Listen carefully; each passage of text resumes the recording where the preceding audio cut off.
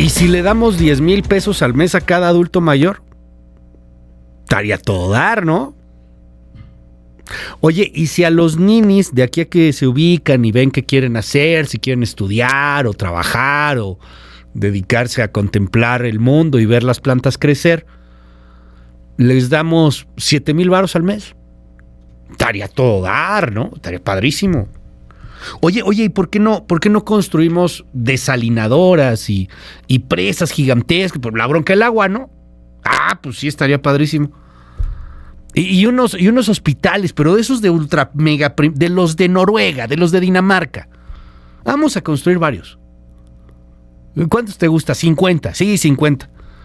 Que sea como de a 2 por estado de la República, pero de los fregones. Órale, va, chido. El problema de todas esas ideas es que pues no hay una lamparita mágica donde salga un genio y le pidas estos deseos. Todo eso cuesta. Y como cuesta dinero, hay que buscar de dónde sacamos ese dinero. Y el dinero, el Estado lo saca de los impuestos. Y las recaudaciones no han sido las mejores, por lo que Standard & Poor's ha señalado que el siguiente gobierno trae una bronca.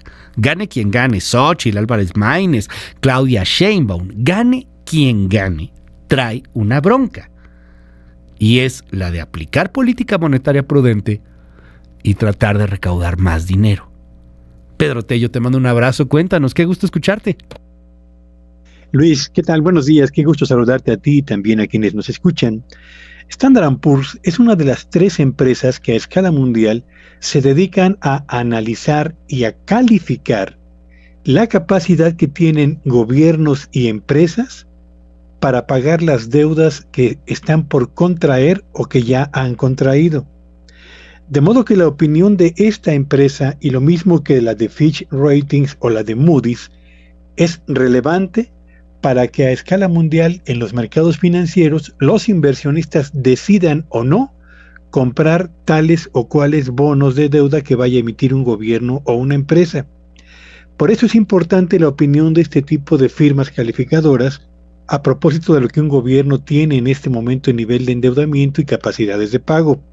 Pues bien, esta empresa, Standard & Poor's, ha señalado que México tiene en este momento una posición favorable en lo que a la deuda del gobierno federal se refiere, deuda de largo plazo, lo mismo en moneda extranjera que en moneda nacional, gracias fundamentalmente a la conjunción de 3 factores. 1, tenemos una economía en crecimiento. 2, tenemos una demanda interna, consumo nacional de bienes y servicios que también avanza con solidez. Y 3, a pesar de tener una inflación que repunta, sigue siendo una inflación moderada. Pero no obstante estas 3 cualidades que permiten calificar la deuda del gobierno federal de nuestro país como una deuda estable y que puede pagarse sin mayores complicaciones independientemente de que sea deuda en divisas o deuda en moneda nacional, Standard & Poor's ha lanzado una advertencia que me parece vale la pena tomarla muy en cuenta, y lo has señalado tú, Luis.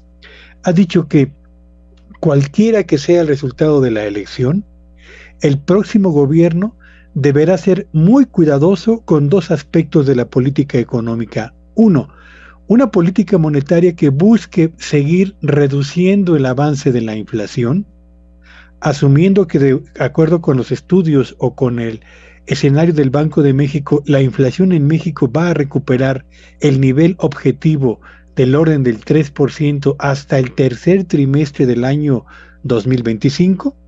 Así que Standard & Poor's señala que habrá que mantener una política monetaria muy cuidadosa para mantener a raya la inflación. Y 2, señala Standard & Poor's, el gobierno de México tendrá que regresar, subraya, regresar a niveles de déficit fiscal o de déficit en las finanzas públicas bajos. ¿Y por qué lo señala? Bueno, pues porque en este 2024, Luis Auditorio, el déficit en las finanzas públicas será el más elevado en más de 30 años en la historia económica reciente de nuestro país. Y como se trata de un nivel deficitario que no puede ser sostenible a ese nivel, Standard & Poor's señala que es muy importante regresar a una estrategia gubernamental de manejo de ingreso y gasto público que permita reducir la brecha entre el gasto mayor a los ingresos para tener niveles deficitarios que sean manejables y no generen inquietud o incertidumbre a propósito de las capacidades de pago del gobierno de México en torno a la deuda nacional o a la deuda extranjera que decida contratar. Así que Standard & Poor's es la primera firma calificadora que señala, por lo menos hasta el año 2024, no se perciben en el horizonte de la capacidad de pagos del gobierno de México nubarrones que generen inquietud, pero de aquí en adelante o más allá del 2024 será importante que la política monetaria y la política fiscal se manejen con mucho cuidado, Luis. Pues de ahí que vamos a ver cuáles van a ser las propuestas de las candidatas y del candidato, ¿no? O sea, porque hay que tomar en cuenta que se pueden prometer el sol, la luna y las estrellas, ¿con qué ojos, con qué lana? Y máxime en un momento tan complicado como el que estamos viviendo presupuestalmente. Y bueno, la otra es, pues sube impuestos, ¿no? Si quieres generar tantas cosas, órale, vamos a subir impuestos. Yo creo que hay muchos que ya no van a estar muy dispuestos a poder afrontar algo así, a tener un golpe fiscal del tamaño que se necesitaría para cumplir las promesas que se pongan en la mesa, querido Pedro. Sí, desde luego, lo hemos señalado aquí, independientemente de que llegue una u otra candidata a la presidencia de la República, el margen disponible en finanzas públicas para poder atender las necesidades de inversión en el sector salud, en educación, en abastecimiento de agua potable, en el sector energético, en comunicaciones y transportes, más las obligaciones que por Constitución deberán atender en lo que atañe a programas sociales, adultos mayores, pensiones, jóvenes construyendo el futuro, sembrando vida, etcétera, va a ser un margen presupuestal muy reducido. Y si se decide ampliar la cobertura de las pensiones, eso va a reducir aún más todavía dicho margen. En consecuencia, el gobierno siguiente no tiene más que de dos sopas, Luis: o incrementa la generación de ingresos por la vía de mayores impuestos, o entra a la vía de contratar deuda para poder atender las obligaciones que constitucionalmente debe atender, o habría un tercer campo, que es seguir recortando el gasto en rubros que francamente ya en este momento tienen una condición crítica por cuanto al mantenimiento de las condiciones mínimas de operación en las oficinas gubernamentales. Y en cualquiera de los tres casos hay un costo político o económico muy serio. Así que, de verdad, el desafío que tiene la próxima administración en materia de gasto e ingreso público es de verdad mayúsculo. Gracias, Pedro. ¿Te seguimos en tu red?